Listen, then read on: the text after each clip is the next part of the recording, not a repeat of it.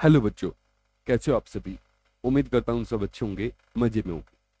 तो बच्चों, हम बात कर रहे थे आयनिक इक्विलिब्रियम की, और आयनिक इक्विलिब्रियम में भी हम पिछली वीडियो में बात कर रहे थे weak acid and weak bases के बारे में। आज हम बात करेंगे पॉलीप्रोटिक एसिड। ये पॉलीप्रोटिक एसिड क्या होते हैं पहले उसको समझते हैं। तो ये जो इसका नाम है पॉलीप्रोटिक, इसमें ही इसका राज छुपा हुआ है। तो देखते हैं पॉलीप्रोटिक का मतलब क्या है। तो देखो, यहाँ पे दो वर्ड है, एक पोली, पोली का मतलब होता है मैनी, मैनी मतलब एक से ज्यादा, और प्रोटिक इसका मतलब है प्रोटोन, प्रोटोन मतलब H प्लस। तो पॉलीप्रोटिक एसिड हम उन एसिड्स को बोलते हैं जो एक से ज्यादा H प्लस निकाल सकते हैं। बस इतनी सिंपल सी बात है। तो पॉलीप्रोटिक एसिड कौन, जो एक से ज्यादा H प्लस निकाल सकते हैं। तो लिख देता हूं यहाँ पे, which can donate more than 1 H plus, उनको बोलते हैं पॉलीप्रोटिक एसिड। ये जो पॉलीप्रोटिक एसिड होते हैं स्ट्रॉन्ग भी होते हैं, वीक भी होते हैं। जैसे H2SO4 वो स्ट्रॉन्ग पॉलीप्रोटिक एसिड है। हमें बात करनी रहेगी वीक पॉलीप्रोटिक एसिड के बारे में। जो हम बात करेंगे वो वीक पॉलीप्रोटिक एसिड्स के बारे में बात करें, इसलिए इसको हम यहाँ पे डिस्कस कर रहे हैं। तो यहाँ पे मैं लिख भी देता हूँ कि जो हम बात करने वाले हैं वो किसकी बात करने वाले हैं, पॉलीप्रोटिक एसिड कैसे वाले, वीक वाले, weak acids. For example, example चाहिए रहेगा तो एग्जाम्पल लीजिए। तो एग्जाम्पल हो गया जैसे अपना H3PO4, H3PO4 ये वीक है और पॉलीप्रोटिक एसिड है, इसको बोला जाएगा ट्राइप्रोटिक, क्योंकि ये 3 H प्लस निकाल सकता है। उसके बाद H2CO3 वीक एसिड है, कार्बोनिक एसिड, इसको बोला जाएगा डाइप्रोटिक, क्योंकि 2 H प्लस निकाल सकता है, H2S एक्सेट्रा। ठीक है, ये बात समझ में आई कि पॉलीप्रोटिक एसिड क्या होते हैं। ठीक है, और थोड़ी चीजों को समझने की कोशिश करते हैं। तो मान लो अपने पास कोई एक जनरल एसिड है पॉलीप्रोटिक H2A, जो कि 2 H प्लस निकाल सकता है। जनरली है, एक कुछ भी हो सकता है। तो एक पॉलीप्रोटिक एसिड, इसके अंदर से 2 H प्लस निकलेंगे। अब क्वेश्चन ये है कि दोनों एक साथ निकलेंगे या एक एक करके निकलेंगे, ये बड़ा क्वेश्चन है कि भाई ये जो रिएक्शन होगी ये ऐसे होगी, 2 H प्लस A2 माइनस, या ये ऐसे चलेगी H2A HA plus H plus. देखो यहाँ समझना, पहले वाले केस में मैंने क्या दिखाया, इस रिएक्शन को एक बार में सारे H प्लस निकालते हुए दिखाया। और दूसरे केस में मैं क्या कर रहा हूं, पहले H2O से एक H प्लस निकाला, उसके बाद HA है, HA माइनस, इससे एक और H प्लस निकाला। तो यहाँ पे मैं इसका जो आयनाइजेशन कर रहा हूँ वो स्टेप वाइज कर रहा हूँ, और इसमें एक बार ही कर दिया। तो होता क्या है, ऐसे होता है या ऐसे होता है। तो आपको करेक्ट बता रहा हूँ कि एक्चुअल में ऐसा कुछ होता है। जब भी वीक पॉलीप्रोटिक एसिड डिसोसिएट होता है वो एकदम नहीं होता, वो स्टेप वाइज होता है। पहले एक H प्लस निकलेगा, फिर दूसरा H प्लस निकलता है। समझ रहे हो, समझ रहे हो। तो पहले एक H प्लस निकलेगा, बाद में दूसरा। हमें कैसे पता लगा, क्योंकि जब वो उन्होंने सॉल्यूशन चेक किया तो उसके अंदर ये स्पीसीज भी पाई गई और ये वाली स्पीसीज भी पाई गई। तो उससे हमें पता लगा कि दोनों, मतलब ये दोनों स्पीसीज पाई जा रही है, इसका मतलब ये जो आयनाइजेशन हो रहा है वो स्टेप वाइज है, ऐसा नहीं है। इसमें कहा, अगर ऐसे टूटता तो कहीं पे HA माइनस दिख रहा है आपको, इसमें नहीं है, इस वाले केस में नहीं दिख रहा। तो इससे हम उसको एक्सप्लेन नहीं कर पाते हैं कि आया कहां से। तो स्टेप वाइज वहां पे आयनाइजेशन होता है। क्लियर है। इसी के ऊपर कई बार क्वेश्चन पूछे जाते हैं, स्टेप वाइज आयनाइजेशन के ऊपर। उसी को समझते हैं एक बार थोड़ा सा, फिर आगे बढ़ेंगे। और तो मान लेते हैं फिर से, अपने पास H2O है, H2A, ये आयनाइज हो रहा है, तो इसको हम लिखेंगे H प्लस एक HA माइनस। ठीक है, इसका जो इक्विलिब्रियम कांस्टेंट होगा उसको बोला जाएगा Ka1। तो Ka1 का नाम है, इसको बोला जाएगा फर्स्ट आयनाइजेशन कांस्टेंट। या first dissociation constant of acid. तो लिख देता हूं यहाँ पे, इसको क्या बोलेंगे अपन, के ए वन को, के वन को बोला जाएगा फर्स्ट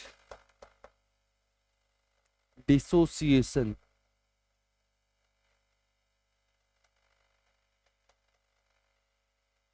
दिख रहा है क्या ये?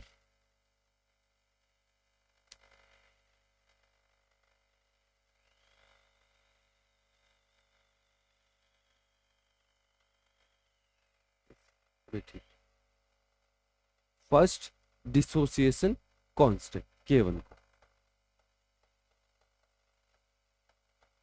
उसके बाद ये जो एच ए माइनस है, इसके अंदर अभी एक और एच प्लस है, तो वो निकलेगा और ये बनेगा एच प्लस, इस ये बनेगा ए टू माइनस, और इसको बोला जाएगा के ए टू, मतलब सेकंड डिसोसिएशन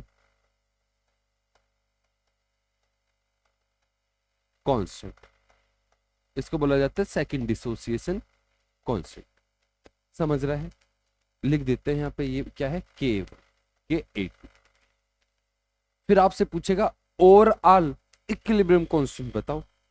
मतलब अगर ये रिएक्शन एक स्टेप में होती, मतलब ओवरऑल क्या हो रहा है, ओवरऑल क्या चेंज आ रहा है, तो ओवरऑल अगर हम देखेंगे तो इन दोनों को अगर हम ऐड करें तो H2O, ठीक है, ये तो कट जाएगा, बचेगा कितना, 2H plus, sorry 2H plus हो जाएंगे और A2 माइनस।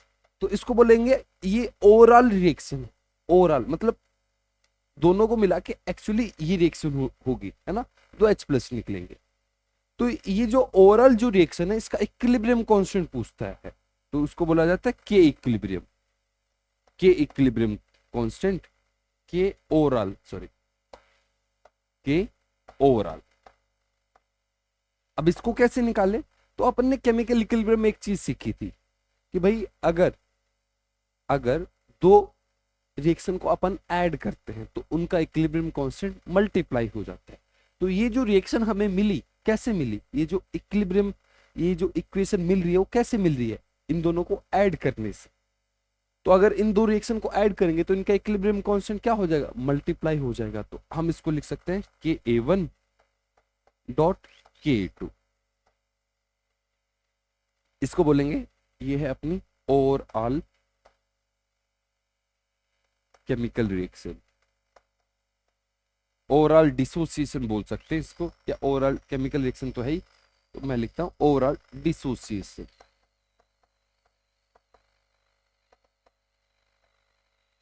यहां से कई बार बहुत सारे क्वेश्चन पूछे जाते हैं।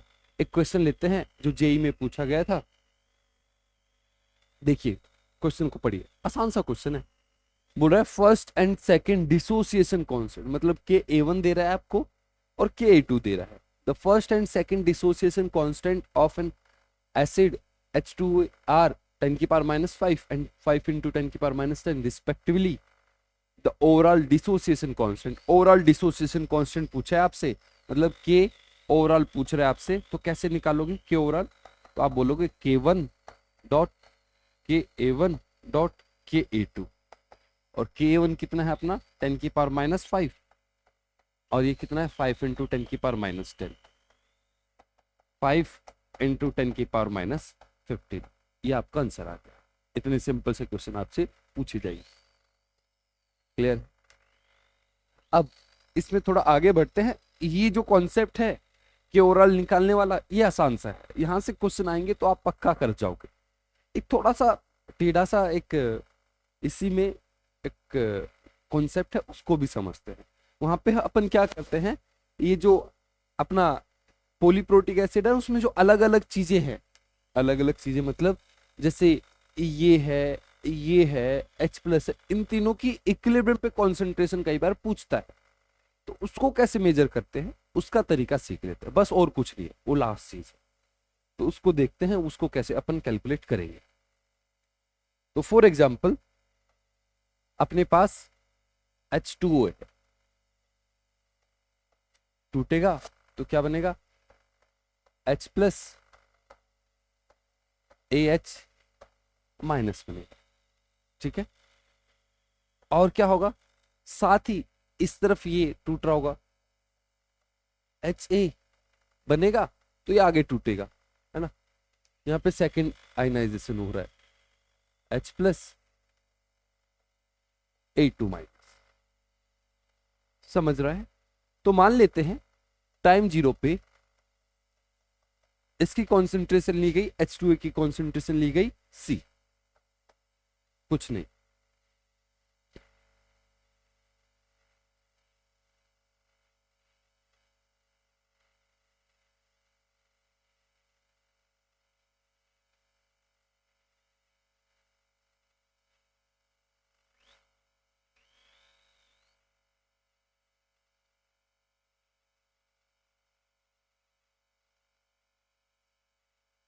तो ये भी यस, तो H2O की कॉन्सेंट्रेशन ली गई C, और एट इक्विलिब्रियम मैं लिखता हूं C में से कुछ कम हुआ, C माइनस एक्स, ये कितना बना x, और ये कितना बना x, तो AH माइनस कितना बना मेरा x।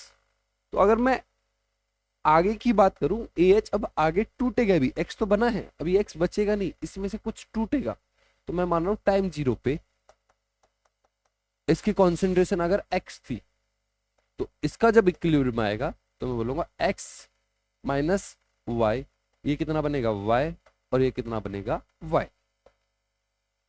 अब मुझे ये पता है कि जब इक्विलिब्रियम आएगा, इक्विलिब्रियम पे जो भी चीजें हैं उनकी कॉन्सेंट्रेशन सेम रहेगी।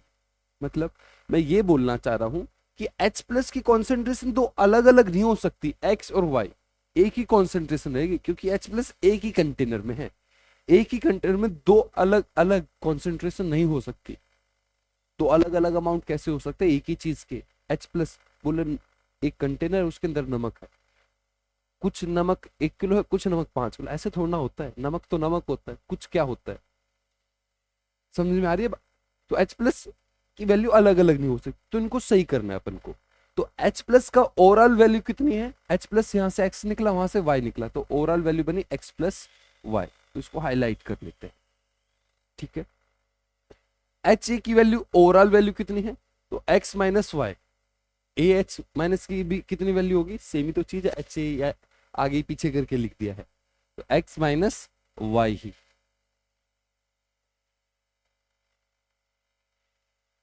x बना था, उसमें से y डिकम्पोज कर गया, ठीक है।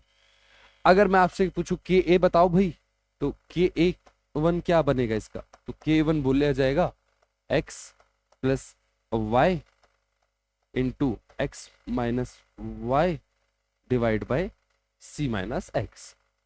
के ए टू पूछे तो आप क्या बोलोगे, y square x minus y. Sorry, यहाँ पे अपन एक चीज को भूल गए, H प्लस की कॉन्सेंट्रेशन कितनी है, x प्लस वाई, तो कितना बनेगा x plus y into y upon x minus y. अब देखो आपसे पूछेगा AH माइनस की कॉन्सेंट्रेशन बताओ, H प्लस की कॉन्सेंट्रेशन बताओ, इनमें से इक्विलिब्रियम पे कॉन्सेंट्रेशन पूछेगा। इक्विलिब्रियम पे कॉन्सेंट्रेशन पूछेगा तो अगर वो K भी दे देगा, फिर भी इक्विलिब्रियम पे कॉन्सेंट्रेशन निकालना मुश्किल काम रहेगा। क्यों, क्योंकि यहाँ पे दो वेरिएबल है x और y, दो वेरिएबल्स को निकालना बहुत मुश्किल काम होता है। या तो x एक ही वेरिएबल दे तो चीजें आसान होती है, सिर्फ x रहता है इस इक्वेशन में तो K देता, x निकाल देते, या K निकालने के लिए पूछता, x वो हमें दे देता। यहाँ पे दो दो वेरिएबल है तो चीजें थोड़ी डिफिकल्ट हो जाती है। चीजें डिफिकल्ट है तो उनको आसान करने के लिए हम अप्रोक्सीमेशन का यूज करते हैं बहुत ज्यादा इस वाले टॉपिक में। अगर वो आपको अप्रोक्सीमेशन आती है तो इसके क्वेश्चन आप इजीली कर जाओ, ये तो थोड़ा हार्ड रहता है, तो अप्रोक्सीमेशन समझते हैं। अब देखो पहली अप्रोक्सीमेशन नहीं, पहला फैक्ट है, और उस फैक्ट की मदद से हम बहुत सारे अप्रोक्सीमेशन को अप्लाई करते हैं। तो केस 1, जनरली हम ऐसा पाएंगे KA1 is greater than KA2, generally ऐसा पाएंगे कि A1 जो रहेगा फर्स्ट डिसोसिएशन कांस्टेंट वो ज्यादा रहेगा Ka2 से, मतलब ये वाली जो Ka की वैल्यू वो ज्यादा है Ka2 से। इसको ऐसे समझिए कि स्टार्टिंग में ये H2 है वो ज्यादा टूट रहा है, वो ज्यादा H प्लस निकाल रहा है, बाद में ये टूट नहीं रहा ज्यादा, ना के बराबर टूट रहा है। और वो ऑब्वियस सी बात भी है, मतलब उसके पीछे रीजन भी लॉजिकल बात है। अगर मैं सिंपल वर्ड्स में बोलना चाहूं तो मैं ये बोलना चाहता हूं कि पहला जो H प्लस निकल रहा है वो ज्यादा अमाउंट में निकलेगा, और दूसरा जो H प्लस निकलेगा ना के बराबर निकलेगा। इस ये रिएक्शन जाएगी नहीं आगे, बहुत कम जाएगी, अगर जाएगी तो सारा का सारा H प्लस यहीं से निकल रहा है पहले वाले से। आप पूछोगे ऐसा क्यों, तो उसके दो रीजन है। पहला रीजन समझते हैं, इस वाले केस में जो H प्लस निकल के आ रहा है वो किससे निकल के आ रहा है, वो निकल रहा है अपने H2O से, मतलब एक न्यूट्रल मॉलिक्यूल से H प्लस निकल रहा है फर्स्ट वाले केस में। दूसरे वाले केस में देखो H प्लस जो निकल रहा है नेगेटिव आयन से निकल रहा है, तो नेगेटिव आयन से निकला है तो क्या दिक्कत है, क्या दिक्कत है कि इस पे नेगेटिव चार्ज है, तो ये H प्लस को दूर जाने ही नहीं देगा, उसको अपनी तरफ खींचेगा। तो यहां से H प्लस निकालना बहुत डिफिकल्ट काम है, क्योंकि नेगेटिव चार्ज है, और नेगेटिव चार्ज अपने अंदर से H प्लस को दूर जाने ही नहीं देगा, निकलने नहीं देगा, बहुत ज्यादा अट्रैक्शन रहेगा। क्लियर है। तो Ka1 की वैल्यू ज्यादा रहती है Ka2 से, ये फैक्ट है। जनरली आपको ऐसा देखने को मिलेगा। कई बार ऐसा हो सकता है ऐसा देखने को ना मिले, लेकिन मोस्ट ऑफ द केसेस में आपको ऐसा देखने को मिलेगा। रीजन क्या है, फर्स्ट आयनिएशन कांस्टेंट का ज्यादा होने का, क्योंकि पहले वाले केस में H प्लस निकल रहा है न्यूट्रल मॉलिक्यूल से, दूसरे वाले में नेगेटिव आयन से। इसके पीछे एक और रीजन है, वो रीजन भी बता देता हूं।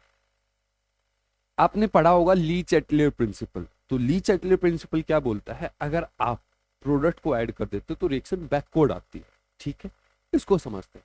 सबसे पहले H प्लस निकल गया, जब पहला आयनाइजेशन हुआ तो H प्लस निकला।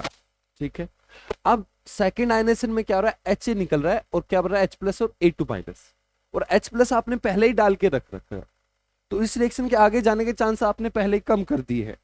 क्यों कम कर दिए हैं, उसका रीजन ये है, इस रिएक्शन के आगे जाने के चांसेस इसलिए कम हो गए क्योंकि प्रोडक्ट पहले से ऑलरेडी अवेलेबल है वहां पे, H प्लस पहले से है सॉल्यूशन के अंदर, तो इस रिएक्शन के आगे जाने के चांस थोड़े कम रहेंगे, ये बैकवर्ड जाएगी, तो इसका आयनाइजेशन कम होगा।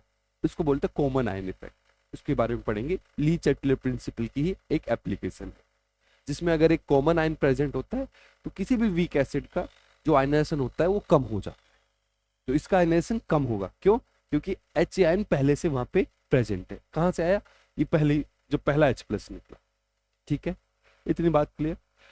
तो यहाँ पे Ka1 की वैल्यू अगर ज्यादा है तो अपन एक अप्रोक्सीमेशन यूज कर सकते हैं। क्या है वो अप्रोक्सीमेशन, तो हम ये बोल सकते हैं X is very very large than Y। ये अपनी अजम्पशन है, अजम्पशन, और ये अजम्पशन करेक्ट भी है। क्यों करेक्ट है, ये बोल रहा है X is very very large than Y। अगर K1 की वैल्यू ज्यादा है तो इसका मतलब जो H प्लस निकल रहा है पहले वाले केस से वो ज्यादा निकलेगा।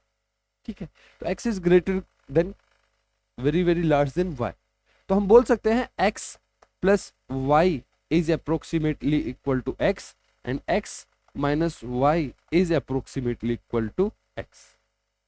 X प्लस वाई को भी अपन X लिख सकते हैं, X माइनस वाई को भी क्या लिख सकते हैं, X, क्योंकि Y की वैल्यू बहुत कम है।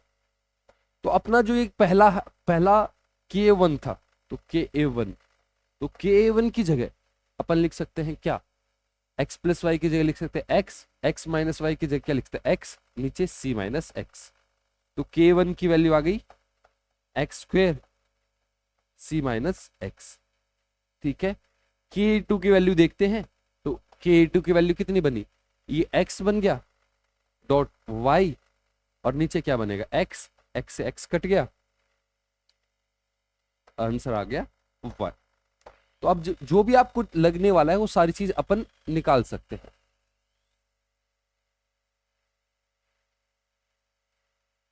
Y भी निकाल सकते हैं, X भी निकाल सकते हैं, जो भी चीजें अपन को लगेगी वो सारी चीजें निकाल सकते हैं। एक एग्जाम्पल की मदद से मैं आपको समझाता हूँ, आई होप आपको समझ में आया होगा। यहाँ पे अप्रोक्सीमेशन को ही समझना है कि K1 की वैल्यू जनरली क्या रहेगी, ग्रेटर देन K2, और उसी से मोस्ट ऑफ द क्वेश्चन होने वाले हैं। अगर वो ना दे K1 ग्रेटर देन K2 नहीं है, तो उस वाले केस में अपन को नॉर्मल अपने तरीके से चलना पड़ेगा। K1 है K2, अब यही करना पड़ेगा और कुछ नहीं कर सकते आप। ठीक है, तो एक क्वेश्चन करते हैं, उसकी मदद से चीजों को समझते हैं। देखिए क्वेश्चन क्या है, बोला है what are the concentration of H plus H2C2O4 H2C2O4 minus C2O4 2 minus for a 0.01 molar solution of oxalic acid. तो ऑक्जेलिक एसिड है, ये पॉलीप्रोटिक एसिड है, एक से ज्यादा H प्लस निकालता है। K1 की वैल्यू दी है K2 की, और यहाँ पे आप देख भी सकते हो K1 की वैल्यू ज्यादा है, K2 की वैल्यू कम है। तो अपन अप्रोक्सीमेशन यूज करेंगे सीधा। तो अप्रोक्सीमेशन क्या है, तो पहले एक बार डिसोसिएशन को लिख लेते हैं। तो H2C2O4 है, पहला H प्लस निकलेगा, पहला H प्लस निकलेगा तो ये बनेगा HC2O4 माइनस, और दूसरा H2CO4 minus yes H plus C2O4 2 minus. Time 0 पे देखते हैं इसकी कॉन्सेंट्रेशन, 10⁻²। एट इक्विलिब्रियम हम लिखेंगे 10⁻² माइनस एक्स एक्स एक्स।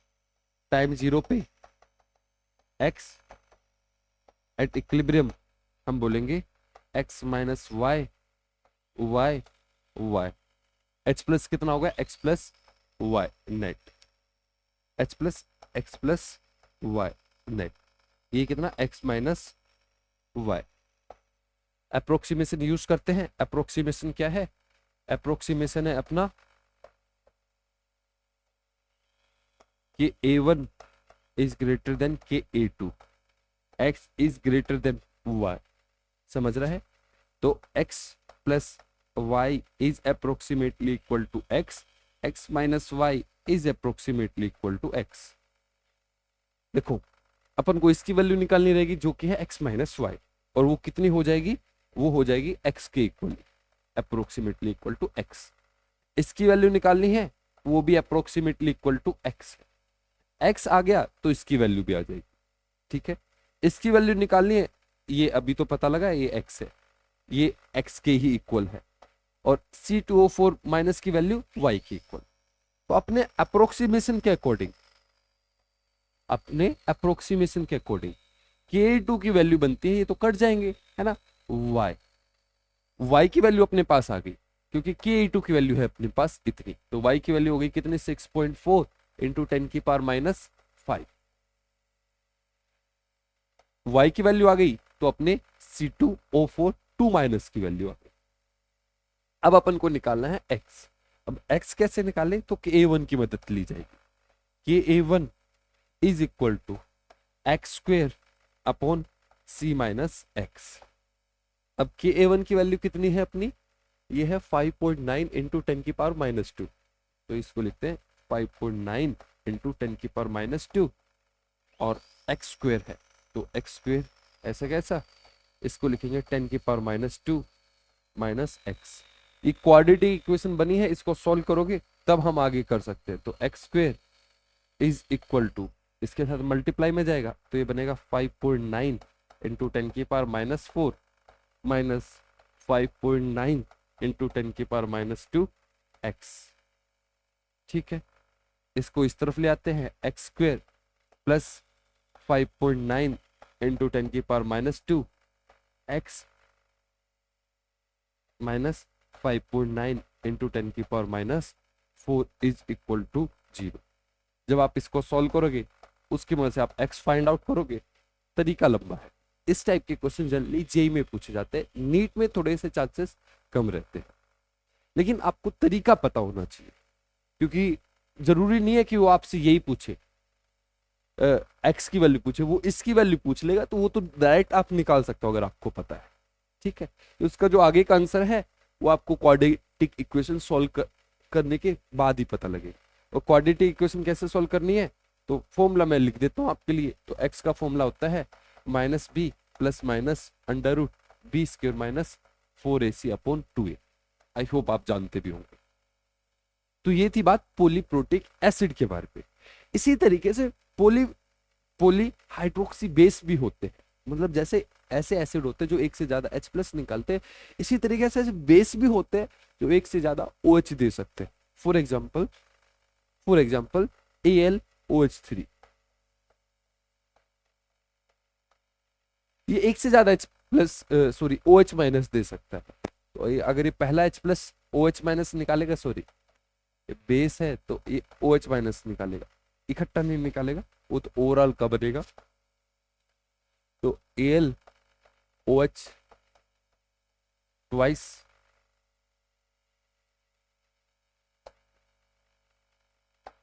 एक OH माइनस का है तो minus plus sorry OH minus, इसको बोलेंगे Kb1। इसी तरीके से अगर ये AlOH ट्वाइस है, इससे एक और AlOH निकल गया तो इसमें बनेगा 2 प्लस और OH माइनस, ये बन गया अपना Kb। ठीक है, ऐसे ही AlOH 2 प्लस, इससे भी एक और H प्लस निकल गया Al+3 और इसको बोलेंगे Kb। ये ओवरऑल पूछेगा, ये ओवरऑल तो सभी को ऐड कर देंगे तो बनेगा Kb1 dot Kb2 dot Kb3। बस इतना ही है। ये आपके लिए नीट वालों के लिए ये सबसे ज्यादा इंपॉर्टेंट है कि ओवरऑल इक्विलिब्रियम कांस्टेंट कैसे लिखा जाता है।